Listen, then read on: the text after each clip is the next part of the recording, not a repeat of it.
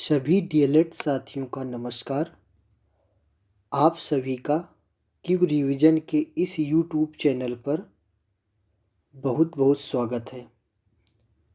मित्रों, हम लोग डीएलएड थर्ड सेमेस्टर की क्लास में विषय संस्कृत पढ़ रहे थे, जिसका यह दूसरा पार्ट है। सबसे पहले हम लोगों ने संस्कृत वर्ण परिचय में स्वर पढ़ा, जिसे अच बोलते हैं। क्या अच बोलते हैं?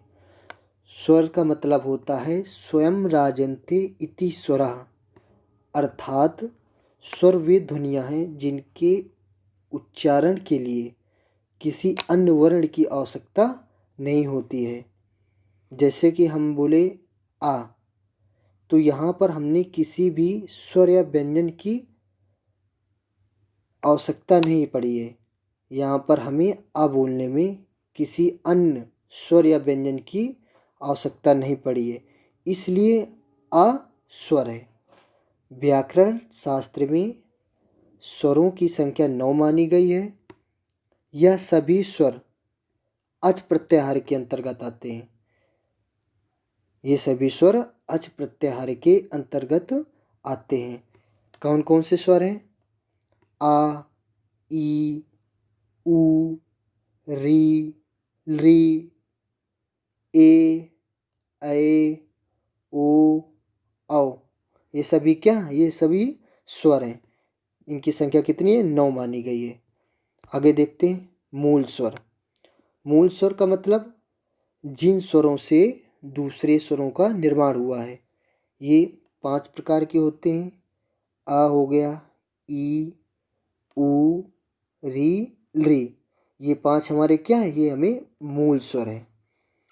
आगे संयुक्त स्वर ए, ओ, ऐ, औ।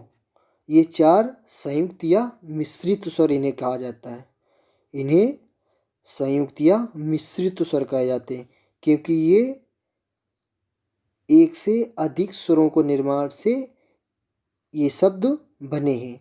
जैसे आ प्लस ई मिलकर ए हो गया, आ प्लस उ मिलकर ओ हो गया, आ प्लस ए मिलकर ऐ हो गया, आ प्लस उ मिलकर अ हो गया।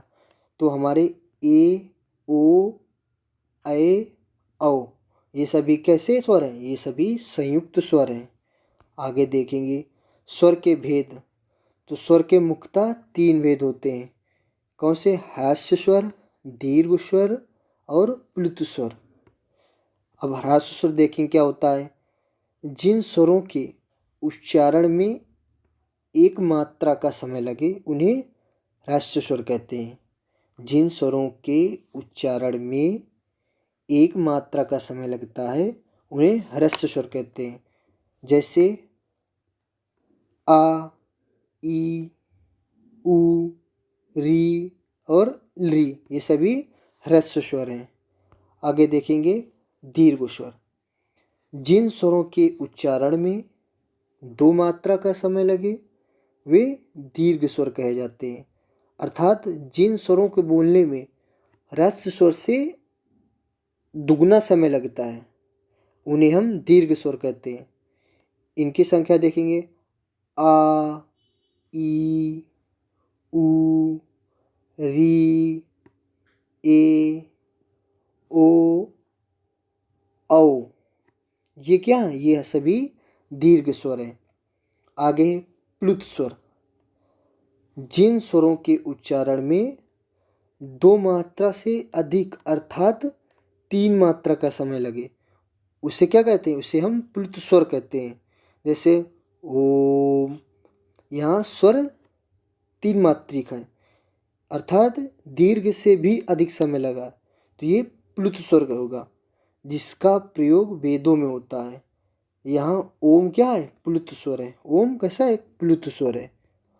आगे देखेंगे अब वर्णों का उच्चारण काल। ठीक है। ह्रस्व स्वर की 1 मात्रा, दीर्घ स्वर की 2 मात्रा, एवं प्लुत स्वर की त्रिमात्रक को समझना चाहिए और व्यंजन वर्णों की आधी मात्रा जाननी चाहिए। जैसे एक मात्रिक स्वर अ, ई, उ, री, री, ह्रस्व स्वर क्या है? ये सभी एक मात्रिक स्वर हैं।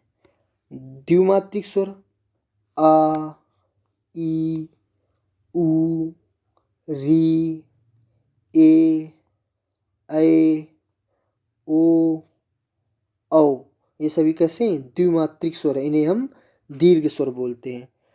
त्रिमात्रिक स्वर जिसे हम प्लुत स्वर कहते हैं, जैसे ओम, ओम क्या है? इसमें दीर्घ से भी अधिक समय लगा है, तो ये हमारा त्रिमात्रिक हो गया।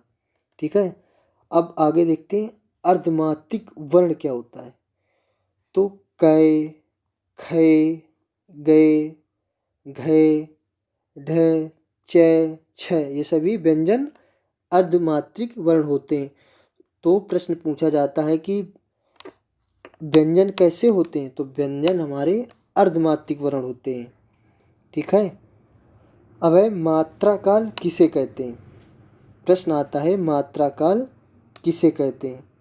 तो पलक झपकने के समय को मात्रा काल कहते हैं। पलक झपकने के समय को मात्रा काल कहते हैं। जब जितने समय हम पलक झपकते हैं उस समय को ही हम मात्रा काल कहते हैं। ठीक है।